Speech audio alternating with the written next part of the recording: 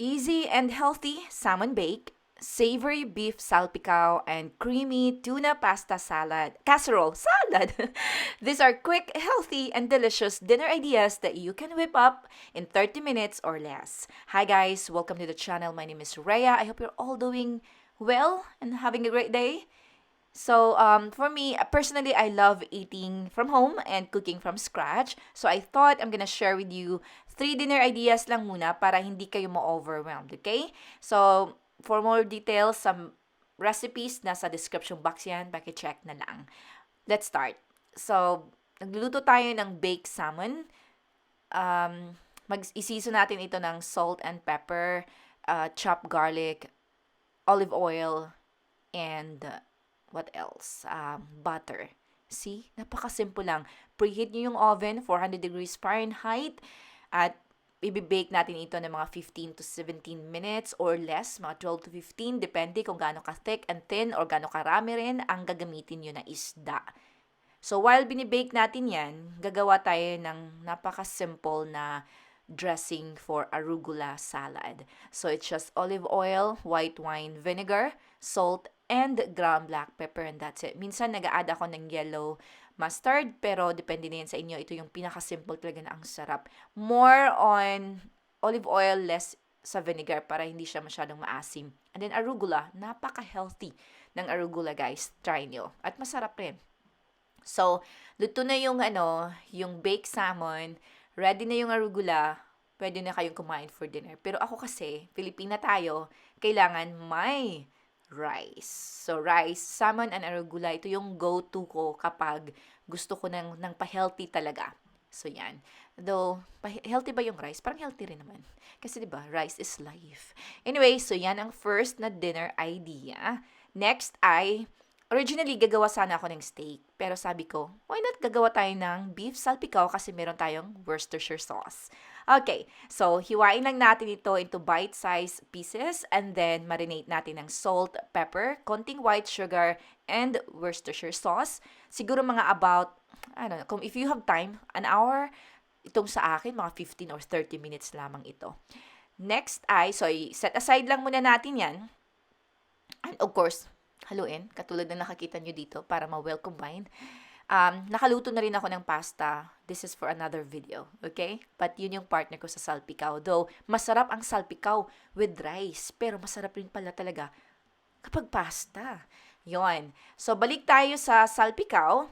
Magpainit tayo ng pan. Gumamit ako dito ng heavy bottom na pan na cast iron. Naglagay tayo dito ng olive oil and immediately add garlic. So, chopped or sliced na garlic, okay lang yan. Be careful na hindi nyo hindi ma-burnt yung garlic kasi hindi yung masarap. Okay, so nakalimutan kong i-press yung red button nung iniligay ko na yung marinated na beef.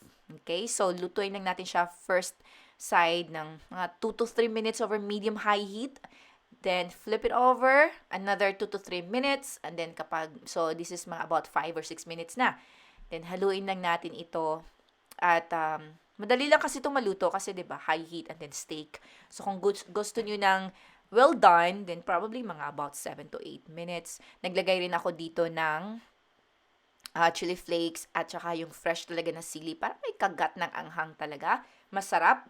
And then, tikman nyo, kapag kailangan pa ng Worcestershire, then add more. Diba? Napaka-simple lang. Pasta or rice, mas easier.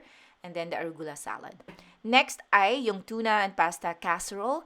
So, dito meron tayong butter. Nag-add din ako ng konting olive oil and then chopped onions.